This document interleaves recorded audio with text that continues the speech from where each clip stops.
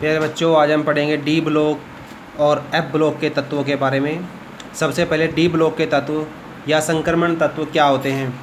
देखिए, ऐसे तत्व जिनमें बाह्यतम 2 कोष अपूर्ण होते हैं और बाहर वाले से अंदर वाले कोष यानी n-1 कोष के डी ऑर्बिटल में इलेक्ट्रॉन बढ़ते हैं, उन्हें हम डी ब्लॉक के तत्व कहते हैं। चूँकि इनमें बाह्यतम 2 कोष अपूर्ण होते हैं और दोनों कोषों के इलेक्ट्रॉन बंद बनाने में भाग लेते हैं, अतः इन्हें संक्रमण तत्व भी कहते हैं।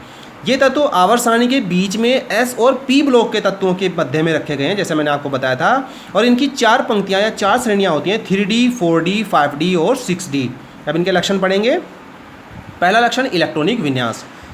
इन तत्वों के जो बाह्यतम कोष कक्षक होते हैं उनका जो इलेक्ट्रॉनिक विन्यास होता है वो n-1 D1 to 10 ns1 to 10 होता है। देखो, ns मतलब सबसे बाहर का कोष और n-1 बाहर वाले से अंदर वाला कोष होता है। मतलब ये सामान्य इलेक्ट्रॉनिक विन्यास है। कुछ अपवाद भी होते हैं जैसे क्रोमियम और कॉपर। उनका अपवाद क्यों होता है वो आपको एक उदाहरण के माध्यम से समझाएंगे।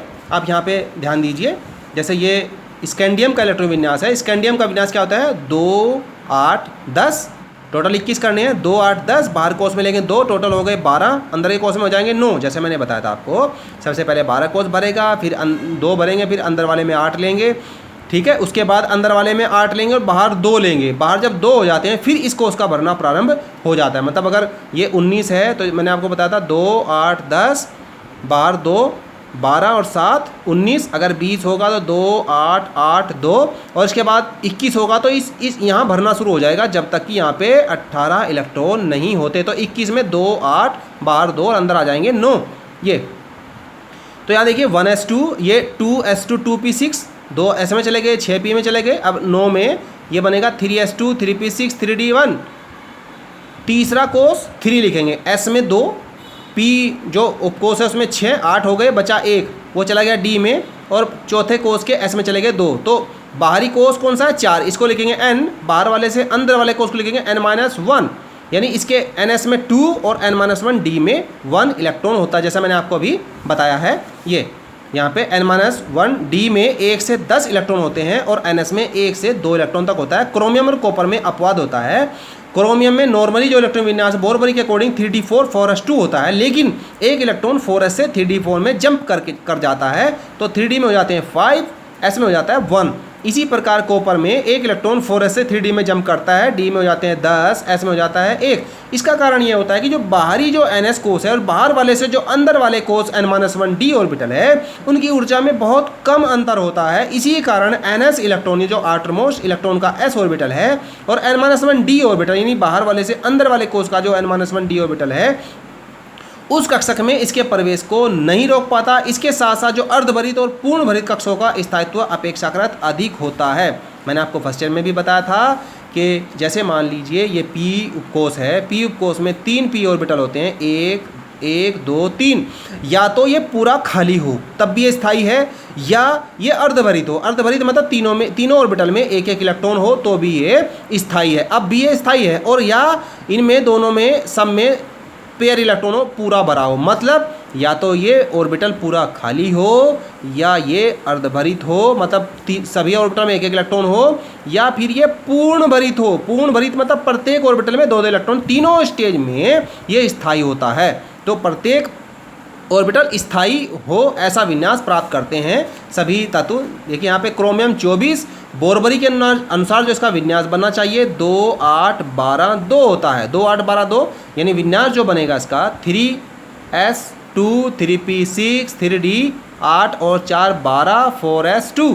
लेकिन इसके अकॉर्डिंग D में जो 5 ऑर्बिटल होते हैं केवल 4 ऑर्बिटल में इलेक्ट्रॉन जाएगा, 1 ऑर्बिटल खाली रहेगा, जो कि स्थायी व्यवस्था नहीं है। इसीलिए एक इलेक्ट्रॉन इस S से D में जंप करेगा और D में हो जाएंगे 5, एक इलेक्ट्रॉन सब में हो जाएगा तो ये स्थायी व्यवस्था बन जाती है। इसीलिए ये इलेक्ट्रॉन विन्यास को क्रोमियम शो करता है, जो कि इसका एक अपवाद है। इसी तरह से कॉपर विन्यास जो बनाएंगे हम, अगर बोरबरी के अकॉर्डिंग बनाए विन्यास बनेगा 2, 8, 17, 2।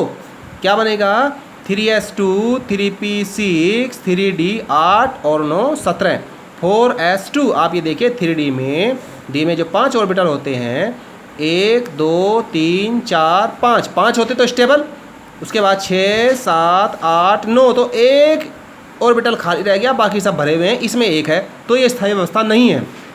अगर इसको एक इलेक्ट्रॉन और मिल जाए तो ये भी पूरा भर जाएगा, यानी पूर्ण भरित ऑर्बिटल बन जाएगा, ताकि जिससे स्थायी विन्यास प्राप्त कर लेता है। इसीलिए यहाँ से एक इलेक्ट्रॉन इधर जंप करेगा, बाहर रह जाएगा एक, अंदर हो जाएंगे 18। अब यहाँ डी भरेंगे पूरे 10, सभी ऑर्बिटलों में 2-2 इलेक्ट्रॉन भर जाते हैं, जो कि एक स्थायी व्यवस्था है। इसीलिए क्रोमियम और कॉपर अपवाद दिखाते हैं। एक एक इलेक्ट्रॉन s ऑर्बिटल से d ऑर्बिटल में जंप करता है, ns ऑर्बिटल से n-1 d ऑर्बिटल में, ताकि स्थायी व्यवस्था प्राप्त हो जाए। अब आगे चलेंगे भौतिक गुण। संक्रमण धातुएं जिंक, कैडमियम और मरकरी को छोड़कर बहुत कठोर होती हैं, अल्पवाष्पशील होती हैं, इनके गलनांक और क्वथनांक उच्च होते हैं, और उच्च गलनांक का जो कारण है वो अंतरा परमाणविक धात्विक बंधन में ns इलेक्ट्रॉन के अतिरिक्त n-1 d कक्षों के अधिक इलेक्ट्रॉनों की भागीदारी है। मतलब बाहरी कोष के जो ऐसे इलेक्ट्रॉन है उसके साथ साथ बाहर वाले से जो अंदर वाला कोष है उसके d कक्षक के इलेक्ट्रॉन भी भाग लेते हैं। आगे हम पढ़ेंगे परमाणविक एवं आयनिक आकारों में परिवर्तन या लैंथेनाइड आकुंचन। ये परीक्षा में लैंथेनाइड आकुंचन के नाम से आता है 2 नंबर में, कि लैंथेनाइड आकुंचन पर टिप्पणी लिखिए। देखिए क्या होता है लैंथेनाइड आकुंचन। लैंथेनाइड आकुंचन का मतलब है लैंथेनाइड श्रेणी के तत्वों का आकार में सिकुड़ जाना। आकुंचन मतलब कॉन्ट्रैक्शन, सिकुड़ना। सामान्यतः जो श्रेणी होती है लैंथेनाइड श्रेणी, जैसे मैंने बताया था, जो श्रेणी होती है उसमें बढ़ते हुए परमाणु क्रमांक के साथ साथ, मतलब जैसे जैसे बाएं से दाएं हम चलेंगे परमाणु क्रमांक बढ़ेगा, और समान आवेश वाले आयनों की त्रिज्याओं में उत्तरोत्तर ह्रास, ह्रास मतलब कमी, जो समान आवेश है, मतलब जो आयन है समान आवेश वाले, उनकी त्रिज्याओं में लगातार कमी आएगी। इसका कारण ये होता है कि जब भी नाभिक के आवेश में वृद्धि होगी, अतिरिक्त इलेक्ट्रॉन हर बार डी ऑर्बिटल में प्रवेश करता है। जैसे मैंने अभी आपको बताया था, डी इलेक्ट्रॉन का आवरण प्रभाव यानी स्क्रीनिंग इफेक्ट कम प्रभावशाली होता है। अतः नाभिक के आवेश और बाह्यतम इलेक्ट्रॉन के बीच, जो नाभिक का आवेश है और बाह्यतम इलेक्ट्रॉन है उसके बीच नेट विद्युत आकर्षण में वृद्धि हो जाती है। नाभिक का आवेश बढ़ेगा तो बाहर का इलेक्ट्रॉन नाभिक से अधिक मजबूती से बंधता जाएगा, जिसके कारण आयनिक त्रिज्या का मान घट जाएगा, क्योंकि इलेक्ट्रॉन और नाभिक के बीच आकर्षण बल होगा तो इलेक्ट्रॉन नाभिक की ओर खिसकेगा, जिसके कारण आयनिक त्रिज्या का मान घटेगा। अब 5d कक्षक के पूर्व 4f कक्षकों में इलेक्ट्रॉन की आपूर्ति के कारण परमाणु त्रिज्याओं में नियमित कमी होती है, जिसे लैंथेनाइड आकुंचन कहते हैं। हमें पता है कि 5d से पहले 4f कक्षक भरेगा। अब लैंथेनाइड आकुंचन के कारण द्वितीय एवं तृतीय संक्रमण श्रेणी के अनुरूप तत्वों की त्रिज्याएं समान हो जाती हैं। इसीलिए झरकोनियम और हाफनियम की त्रिज्याएं लगभग समान होती हैं। झरकोनियम की आयनिक त्रिज्या होती है 160 पिकोमीटर और हाफनियम की होती है 159 पिकोमीटर। ये क्वेश्चन भी एग्जाम में आता है कि झरकोनियम तथा हाफनियम की त्रिज्याएं लगभग समान होती हैं, इसका क्या कारण है? तो इसका कारण होता है लैंथेनाइड आकुंचन। और इनके जो झरकोनियम हाफनियम, इनके भौतिक और रासायनिक गुणों में भी अत्यधिक समानता पाई जाती है। तो यहाँ से भी क्वेश्चन बनता है कि झरकोनियम और हाफनियम के गुण समान होते हैं या झरकोनियम और हाफनियम की त्रिज्याएं लगभग समान होती है, इसका कारण स्पष्ट कीजिए। तो कारण लिखेंगे लैंथेनाइड आकुंचन के कारण। अब नेक्स्ट गुण पढ़ेंगे आयनन एंथैल्पी। आंतरिक डी कक्षकों के भरने के साथ साथ नाभिकीय आवेश में वृद्धि होने के कारण श्रेणी में बाएं से दाएं बढ़ने पर संक्रमण तत्वों की आयनन एंथैल्पी के मान में वृद्धि होती है। परंतु अब देखिए, सामान्यतः प्रथम आयनन एंथैल्पी के मान में वृद्धि होगी। जैसे मैंने आपको बताया था कि आयनन एंथैल्पी होती क्या है, मैंने आपको फर्स्ट ईयर में समझाया था। जैसे ये कक्षक है, बाहर ये इलेक्ट्रॉन है, तो जो सबसे आउटर मोस्ट इलेक्ट्रॉन है उसको हमें बाहर निकालना है। क्या बताया था हमें कि किसी विलगित गैसीय परमाणु में सबसे बाह्यतम इलेक्ट्रॉन को बाहर निकालने में जो ऊर्जा लगती है उसको आयनन एंथैल्पी या आयनन ऊर्जा कहते हैं। जो सबसे बाह्यतम इलेक्ट्रॉन था उसको बाहर निकालने में जो ऊर्जा लगती है उसको आयनन एंथैल्पी कहते हैं। जब हम एक इलेक्ट्रॉन निकालेंगे, जैसे सोडियम से एक इलेक्ट्रॉन निकाला था, तो वो कहलाएगी प्रथम आयनन एंथैल्पी, और अगर फिर एक इलेक्ट्रॉन और निकालेंगे तो वो कहलाएगी द्वितीय आयनन एंथैल्पी। तो यहाँ पे आप ध्यान दीजिए कि सामान्यतः प्रथम आयनन एंथैल्पी के मान में वृद्धि होगी, मतलब ज़्यादा एनर्जी चाहिए इलेक्ट्रॉन को निकालने में, परंतु उत्तरोत्तर तत्वों की द्वितीय एवं तृतीय आयनन एंथैल्पी के मानों में हुई वृद्धि का परिमाण सामान्यतः बहुत अधिक होता है। मतलब एक इलेक्ट्रॉन निकालने के बाद जो धनावेशित परमाणु बचेगा, उससे फिर जो दूसरा और तीसरा इलेक्ट्रॉन हम निकालेंगे तो उसमें बहुत ज़्यादा एनर्जी की आवश्यकता होती है, अर्थात द्वितीय एवं तृतीय आयनन एंथैल्पी के मान में बहुत ज़्यादा वृद्धि होती है। आयनन एंथैल्पी का मान प्रत्येक इलेक्ट्रॉन के नाभिक की ओर आकर्षण और दो इलेक्ट्रॉनों के बीच प्रतिकर्षण और विनिमय ऊर्जा पर निर्भर करता है। ये मैंने आपको फर्स्ट ईयर में बताया था कि जो अंदर, जैसे मान लीजिए ये नाभिक है, बाहर ये इलेक्ट्रॉन है, तो मान लीजिए सबसे बाहरी इलेक्ट्रॉन ये, इसको हमें निकालना है, तो अंदर के कोषों में भी इलेक्ट्रॉन होते हैं जिसे हम कोर इलेक्ट्रॉन बोलते हैं। तो इस बाह्य इलेक्ट्रॉन पर दो फोर्स काम करते हैं, एक तो नाभिक का आकर्षण बल, दूसरा जो कोर इलेक्ट्रॉन है इनका प्रतिकर्षण बल, क्योंकि हम जानते हैं कि जो अंदर के कोष हैं उनमें जो इलेक्ट्रॉन है वो बाहरी इलेक्ट्रॉन पर प्रतिकर्षण बल लगाते हैं, क्योंकि सेम चार्ज है और समान आवेश में प्रतिकर्षण होगा, और जो नाभिक है वो उस पर आकर्षण बल लगाता है। इन दोनों का नेट का प्रभाव ये होता है, ये आकर्षण, ये प्रतिकर्षण, यानी ये जो इलेक्ट्रॉन है इस नाभिक से कम फोर्स के साथ बंधेगा, ये कहलाता है शील्डिंग इफेक्ट या स्क्रीनिंग इफेक्ट। ये मैंने आपको समझाया था। तो जो आयरन एंथैल्पी का मान है वो किस किस, जैसे मैंने अभी आपको बताया, नाभिक से जो आकर्षण है उसका उस पे, और दो इलेक्ट्रॉनों के बीच प्रतिकर्षण, जो अंदर के इलेक्ट्रॉन है बाहरी इलेक्ट्रॉन के बीच प्रतिकर्षण और विनिमय ऊर्जा के मान पर निर्भर करता है। अब आगे चलेंगे आक्सीकरण अवस्था। संक्रमण तत्वों में परिवर्तनीय आक्सीकरण अवस्था पाई जाती हैं, अर्थात इनकी जो आक्सीकरण अवस्थाएं होती हैं वो निश्चित नहीं होती हैं, बदलती रहती हैं। जैसे इसका, अब पहले पढ़िए, इसका कारण है कि अपूर्ण डी कक्षकों में इलेक्ट्रॉनों का इस प्रकार से प्रवेश करना जिससे इन तत्वों की आक्सीकरण अवस्थाओं में एक का अंतर बना रहे। जैसे वेनेडियम की आक्सीकरण अवस्था 2, 3, 4, 5, ये वेनेडियम की आक्सीकरण अवस्था होती है, लगातार परिवर्तित होती है, बदलती रहती है। अब यहाँ पर आप देखिए, अत्यधिक संख्या में आक्सीकरण अवस्थाएं दर्शाने वाले तत्व संक्रमण श्रेणी के मध्य में या इसके निकट स्थित हैं। जैसे मैग्नीज +2 से +7 तक की सभी आक्सीकरण अवस्थाएं दर्शाता है। +2 से +7 तक तो सबसे ज़्यादा आक्सीकरण अवस्थाएं दर्शाता है, +2 से +7 तक, ये भी ध्यान रखना है। अगर ये आ जाए तो मैग्नीज दिखाता है +2 से +7 तक की आक्सीकरण अवस्थाएँ। अब देखिए चुंबकीय गुण। बहुत से संक्रमण धातु आयन चुंबकीय होते हैं, इनके डी ऑर्बिटल में अयुग्मित इलेक्ट्रॉन की उपस्थिति के कारण अनुचुंबकीय गुण दर्शाते हैं। देखिए ध्यान रखना है कि अनुचुंबकीय गुण यानी चुंबक की ओर वही आकर्षित होंगे जिनके डी ऑर्बिटल में अयुग्मित इलेक्ट्रॉन होते हैं। तो ये इस तरह से हम कॉन्फ़िगरेशन बना के देखेंगे। अगर डी ऑर्बिटल में अयुग्मित इलेक्ट्रॉन है, अयुग्मित मतलब हुंड के नियमानुसार, जैसे मैंने फर्स्ट ईयर में बताया था, अगर किसी ऑर्बिटल में एक इलेक्ट्रॉन है, किसी में भी एक इलेक्ट्रॉन है, तो वो चुंबकीय गुण दर्शाएगा। अब देखिए रंगीन आयनों का बनना, ये भी बोर्ड परीक्षा में आया हुआ है, इंपॉर्टेंट है।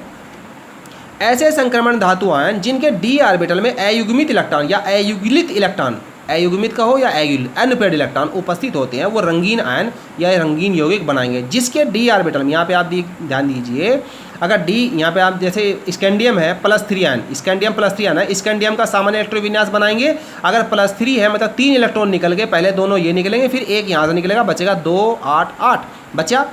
तो S पूरा भरा हुआ, P भरा हुआ, S पूरा भरा हुआ, P पूरा भरा है, तो रंगहीन रहेगा, इसमें कोई भी अयुग्मित इलेक्ट्रॉन नहीं है, इसलिए रंगहीन होगा, इसमें कोई रंग नहीं होगा। अगर टाइटेनियम देखें 22, 2, 8, 10, 2, टाइटेनियम का +3 आयन अगर हम ले तो 3 इलेक्ट्रॉन निकाल दो, 2 ये, एक यहाँ से बचे 9। यहाँ ध्यान दीजिए 1s2, 2s2, 2p6, तीसरे में 3s2, 3p6, 3d1, यहाँ देखा D में एक इलेक्ट्रॉन है, एक अनपेयर्ड इलेक्ट्रॉन है, इसलिए रंगीन यौगिक बनाएगा। टाइटेनियम 4 तक कर ले तो एक इलेक्ट्रॉन और निकाल दो, बचे 8। अब इसमें कोई अनपेयर्ड इलेक्ट्रॉन नहीं है, तो ये रंगहीन यौगिक होगा। तो टाइटेनियम 3rd आयन रंगीन यौगिक बनाएगा, टाइटेनियम 4th आयन रंगीन यौगिक नहीं बनाएगा। तो ये ध्यान रखना है कि रंगीन आयन वही बनाएगा डी, जो डी ब्लॉक का तत्व है, जिसके डी ऑर्बिटल में अयुग्मित इलेक्ट्रॉन होगा वो रंगीन यौगिक बनाएगा, जिसमें अयुग्मित इलेक्ट्रॉन नहीं होगा वो रंगीन यौगिक नहीं बनाएगा, वो रंगहीन रहेगा, कलरलेस रहेगा। ये ध्यान रखना है। अब देखिए संकुल यौगिकों का बनना या जटिल यौगिकों का बनना। जो संक्रमण तत्व होते हैं वो अनेक संकुल यौगिकों की रचना करते हैं। इसका कारण ये होता है कि धातु आयनों के आकार का छोटा होना, धातु आयनों पर उच्च आयनिक आवेश और आबंधों के बनने के लिए डी कक्षकों की उपलब्धता। अब हम पढ़ेंगे उत्प्रेरक गुण। जैसे मैंने आपको पहले बताया था, संक्रमण धातुएं और इनके यौगिक उत्प्रेरकीय सक्रियता के लिए जाने जाते हैं। संक्रमण धातुओं का यह गुण उनकी परिवर्तनशील संयोजकता एवं संकुल यौगिकों के बनाने के गुण के कारण होता है। जैसे मान लो हम उदाहरण ले लें, वेनेडियम ऑक्साइड V2O5, ये जो सल्फ्यूरिक अम्ल बनाने की जो कॉन्टैक्ट प्रोसेस होती है, संस्पर्श प्रक्रम, उसमें उपयोग होता है। इस साल आपके कोर्स में ये संस्पर्श प्रक्रम मतलब केवल गुण है, H2SO4 के बनाने की विधि नहीं है, वैसे जनरली कोर्स में होता है। तो संस्पर्श प्रक्रम में V2O5 उत्प्रेरक के रूप में इसका इस्तेमाल होता है। इसी तरह से हैबर विधि में आयरन मैंने बताया था N2+3 2n3 आयरन उत्प्रेरक लिया था, और निकिल जो है यह हाइड्रोजन में उत्प्रेरक के रूप में इस्तेमाल किया जाता है। अब ध्यान देंगे अगला जो गुण होता है अंतराकाशी यौगिकों का बनना। अंतराकाशीय यौगिक ये भी इंपॉर्टेंट है, बोर्ड परीक्षा में बहुत आता है। जब संक्रमण धातुओं के क्रिस्टल जालक के भीतर छोटे आकार वाले परमाणु जैसे हाइड्रोजन, नाइट्रोजन, कार्बन ये संपासित हो जाते हैं अर्थात समा जाते हैं तो अंतराकाशीय यौगिक बनते हैं। जिसका क्रिस्टल जालक होता है संक्रमण धातुओं का, उसके अंदर छोटे छोटे ये परमाणु समा जाते हैं तो ऐसे यौगिक कहलाते हैं अंतराकाशीय यौगिक। ये यौगिक जो है ये असमीकरण मितीय होते हैं अर्थात ना तो ये आयनिक होते हैं ना ही ये सहसंयोजी होते हैं। इनके उदाहरण ये हैं, ये टाइटेनियम का कार्बन के साथ, मैग्नीज का नाइट्रोजन के साथ, आयरन का हाइड्रोजन के साथ, वेनेडियम का हाइड्रोजन के साथ, टाइटेनियम का हाइड्रोजन के साथ, इस प्रकार के यौगिक कहलाते हैं अंतराकाशीय यौगिक।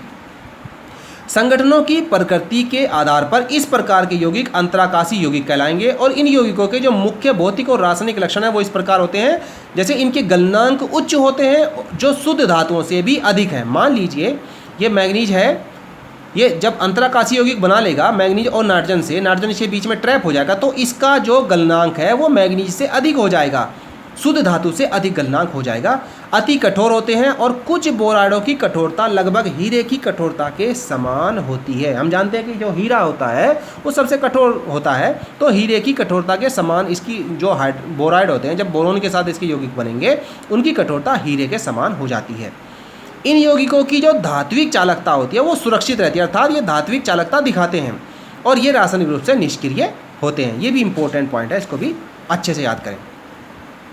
लास्ट हेडिंग देखेंगे मिश्र धातुओं का बनना। मिश्र धातु क्या? मिश्र मतलब मिश्रण, धातु मतलब दो या अधिक धातुओं का मिश्रण। जब दो धातु या तीन धातु या चार धातु यानी दो से अधिक धातु जब एक से अधिक धातु मिलाएंगे तो वो जो धातु बनेगी उसको बोलेंगे मिश्र धातु। जैसे मान लो पीतल होती है वो कॉपर और जिंक से मिलकर बनती है, कांसा कॉपर और टिन से मिलकर बनती है, तो ऐसी धातुएं कहलाती है मिश्र धातु। यानी मिश्र धातु विभिन्न धातुओं का सम्मिश्रण होते हैं जो कि धातुओं के सम्मिश्रण से प्राप्त होते हैं। इस प्रकार के मिश्र धातुओं की रचना उन परमाणुओं के द्वारा होती है जिनकी धात्विक त्रिज्याओं में 15% का अंतर हो। जैसे पीतल मैंने अभी बताया है कॉपर और जिंक का मिश्र धातु और कांसा कॉपर और टिन का मिश्र धातु। इस प्रकार के मिश्र धातु कठोर होंगे और इनके गलनांक सामान्यतः उच्च होते हैं। क्रोमियम, वेनेडियम, टंगस्टन, मोलिब्डेनम और मैंगनीज का उपयोग विभिन्न प्रकार के स्टील और स्टेनलेस स्टील बनाने में किया जाता है।